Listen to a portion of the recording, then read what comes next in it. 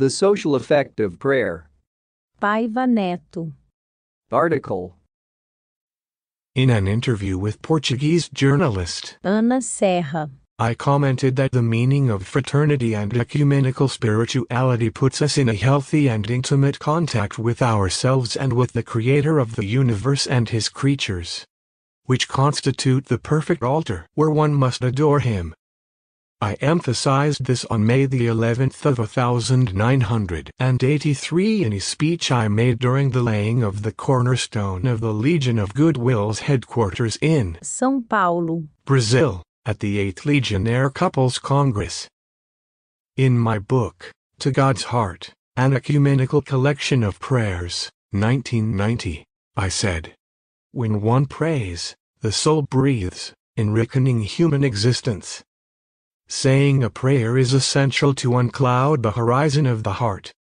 This is within the reach of all of us, inasmuch as we possess the innate capacity to meditate in order to choose the appropriate path and solve the troubles that begin in the spirit and are then manifested in the human body, often in the form of an illness, and in the social field. I wrote in Reflections of the Soul that anyone, whether religious or atheist, who knows how to enjoy the silence of the soul can bring forth from within themselves all the riches that the world cannot offer them, beginning with the peace of spirit that God promised us and that no one, besides Him, can fully provide us with, because we still do not know it in its entirety. My peace I leave with you, my peace I give you. I do not give to you the peace of the world. I give you the peace of God, which the world cannot give you. Do not let your hearts be troubled and do not be afraid, for I will be with you, each and every day, until the end of time. The Gospel of Jesus according to John, chapter 14, verse 27, and Matthew, chapter 28, verse 20. There is no serious thinker, with the usual exceptions, who does not need to enter, even if now and then, an environment that inspires reflection, no matter the name you wish to give it. This not only favors psychic quietude, but also somatic serenity.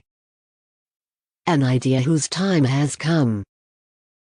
In my book, We Are All Prophets, 1999, I write, we are now body, but we are originally spirit. The nation that understands and administers this truth will excite and govern the world during the third millennium. And if anyone considers this reasoning to be delirious, I present them with this aphorism from the genius Victor Hugo, 1802, 1885. Those who affirm today that something is impossible to be achieved are tacitly placing themselves next to those who are destined to fail. Very much to the point, Italian philosopher and sociologist Pietro Baldi, 1886, 1972. A correspondent of Einstein's and a great admirer of the Legion of Goodwill, he defined it as a new movement in the history of humanity. It places Brazil in the forefront of the world. In one of his conferences remembered this other saying by the giant from Besançon. There is one thing stronger than all the armies in the world, and that is an idea whose time has come. Today, even science believes that spirituality can reduce the risk of diseases considered to be serious or incurable.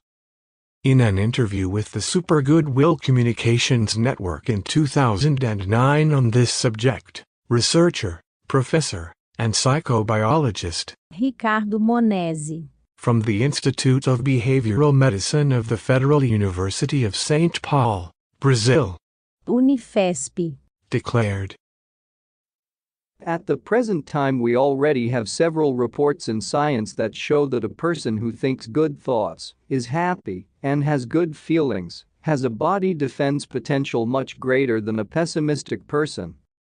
When an optimist is vaccinated, they develop antibodies much faster than a pessimist. They also have many more chances of getting through a chronic illness than a pessimist. Therefore, a healthy spirit is preventive medicine for the body. José de Paiva Netto. Is a writer, journalist, radio broadcaster, composer, and poet.